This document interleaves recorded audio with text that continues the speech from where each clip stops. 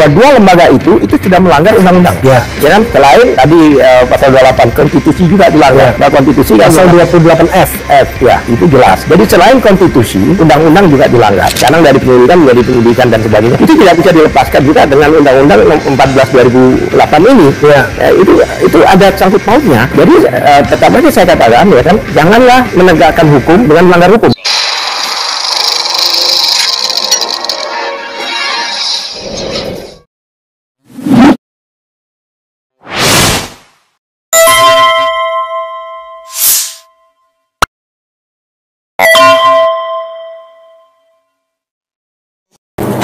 Assalamualaikum warahmatullahi wabarakatuh. Waalaikumsalam. Sobat RH sekalian, jumpa lagi Cadas. Ya, sobat RH sekalian, sekarang bersama Abdullah Al-Katiri, SH, lawyer, kuasa hukum atau penasihat hukum. Nanti kita lihat konteksnya dari Profesor Egy Sujana atau Egy Sujana sajalah, dan Pifauza Tiasuma atau Dr. Pifa. Kita ingin berbincang mengenai pasal-pasal yang diduga dilanggar oleh baik Bareskrim maupun Polda Metro Jaya atau institusi lainnya. Apakah itu UGM, apakah KPU dan lain sebagainya, terkait dengan keterbukaan informasi publik. Jadi saudara sekalian, memang sering sekali kita mendengar ya, ada klaim bahwa yang namanya jasa itu adalah informasi yang dikecualikan, dan memang ini terkonfirmasi di pasal ini ada pasal 17 ya, huruf G dan H, F, G dan H ya. Jadi yang bunyinya kurang lebih begini: informasi publik yang apabila dibuka, yang dikecualikan ya. G, informasi publik yang apabila dibuka dapat mengungkapkan isi akta otentik yang bersifat pribadi dan kemauan terakhir ataupun wasiat seseorang. Jadi akta otentik yang bersifat pribadi ya bisa aja ijazah ya, karena itu akta otentik sesungguhnya. H, informasi publik yang apabila dibuka dan diberikan kepada pemohon informasi publik dapat mengungkap rahasia pribadi. Apa saja itu rahasia pribadi? Riwayat dan kondisi anggota keluarga. Oke. 2, riwayat kondisi dan perawatan pengobatan kesehatan fisik dan psikis seseorang. 3, kondisi keuangan, aset, pendapatan dan rekening bank seseorang. 4, hasil-hasil evaluasi sehubungan dengan kapabilitas, intelektualitas dan atau rekomendasi kemampuan seseorang dan atau catatan yang menyangkut pribadi seseorang yang berkaitan dengan kegiatan satuan pendidikan formal dan satuan pendidikan non formal. Termasuk ijazah tentunya. Bro, inilah yang sering kemudian dijadikan dasar oleh tim Jokowi untuk mengatakan ini rahasia pribadi, tapi dia tidak membaca pasal yang related. Nah, pasal yang related itu apa? Coba kita tanyakan kepada Abdullah Al-Katiri, yang selama ini saya tahu sangat concern terhadap pasal-pasal yang diduga dilanggar oleh institusi-institusi publik dalam hal keterbukaan informasi publik. Silakan, Bro Al-Katiri. Ya, baiklah. Sebelum saya ke pasal-pasal yang dimaksud, saya mau menanggapi ini dulu yang tadi disebut oleh Bang Refli, yaitu satu, ya kan, perlu diketahui jika data pribadi itu digunakan untuk syarat sebagai pejabat negara, ya kan, ijazah lah, anggap ijazah sebagai presiden atau bupati, gubernur.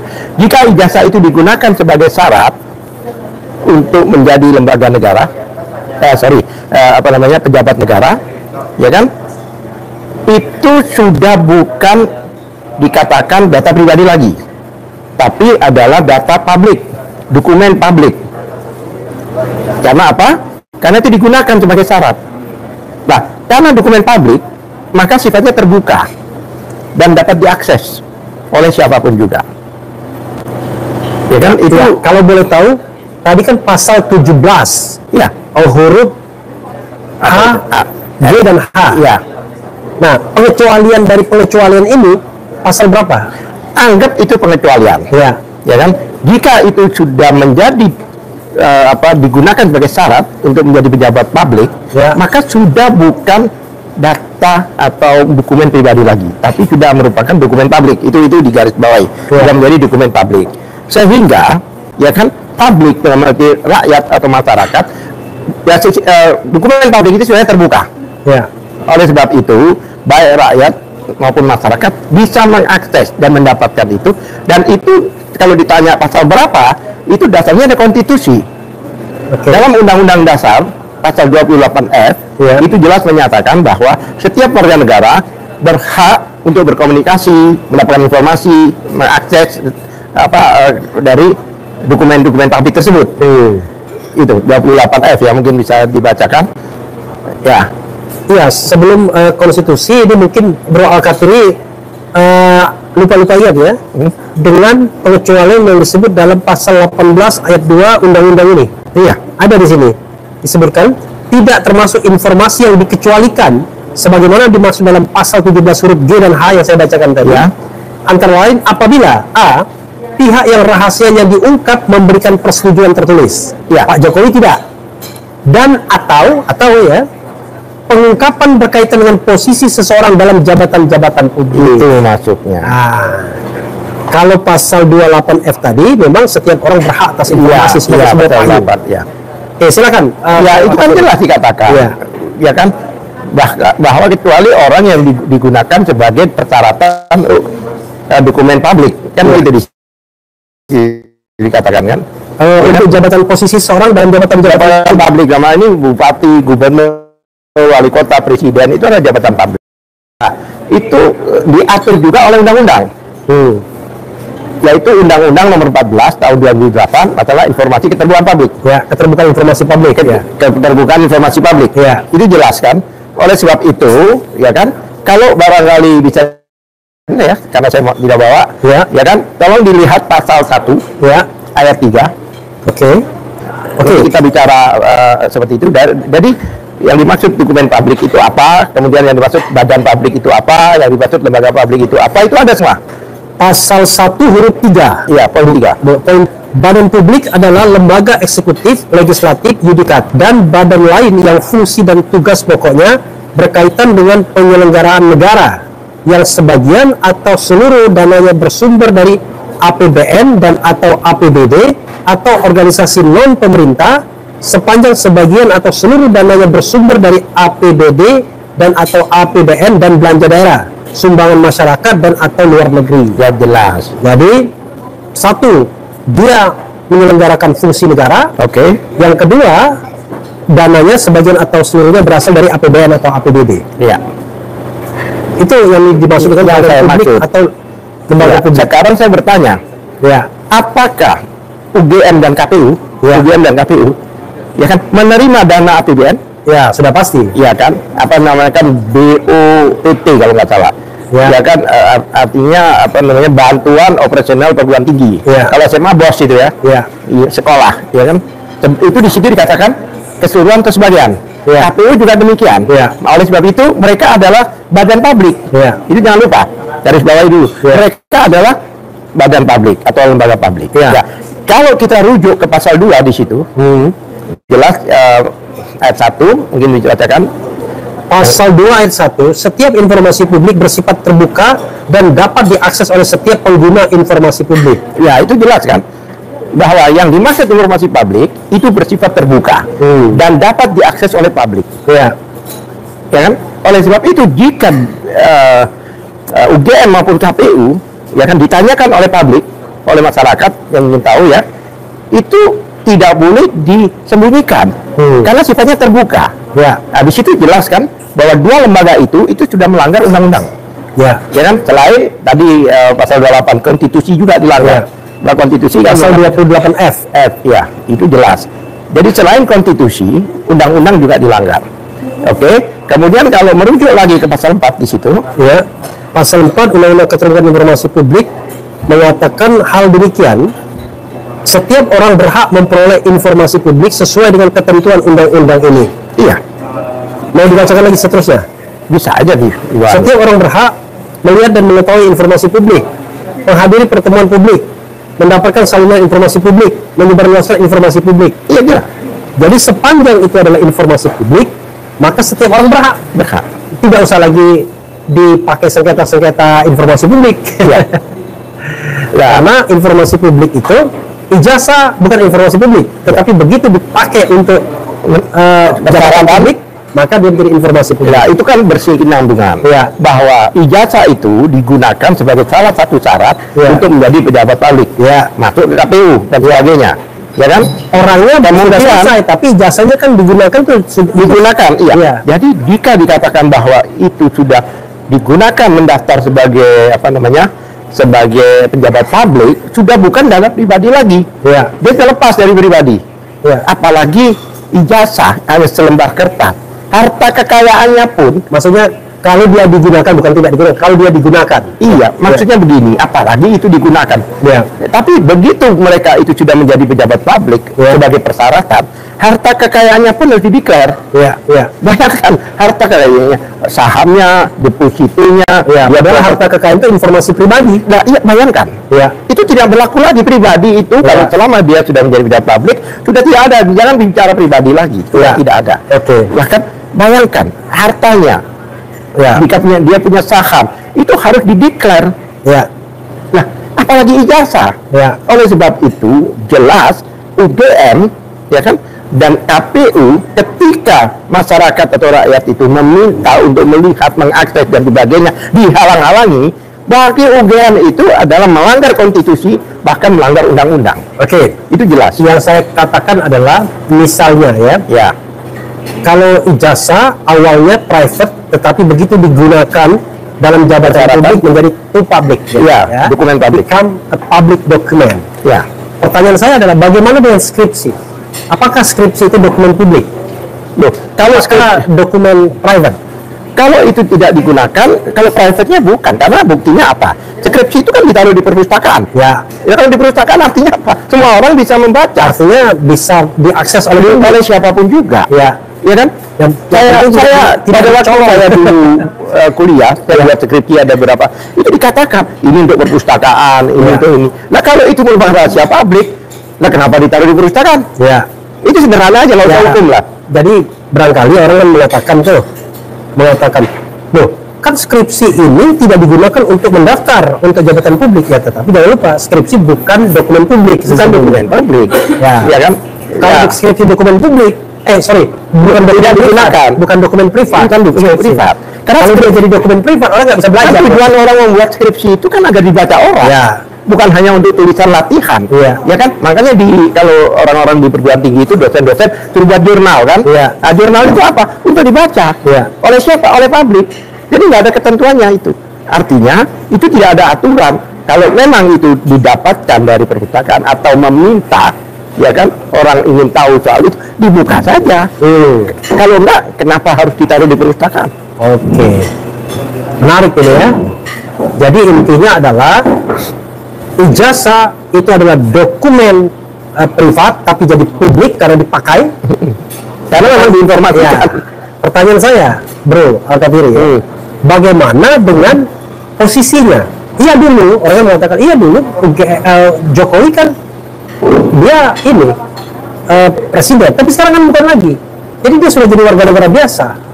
Jadi pertanyaannya adalah, dan dia juga bukan barang publik. Lalu kenapa dia dipaksa untuk menyampaikan informasi? Kan peristiwa ijazah ini kan sejak awal orang ingin sejak menjadi presiden. Peristiwa pada waktu Bambang Tri dan Gus Dur itu dilaporkan sampai dihukum, itu kan masih presiden. Ya kan?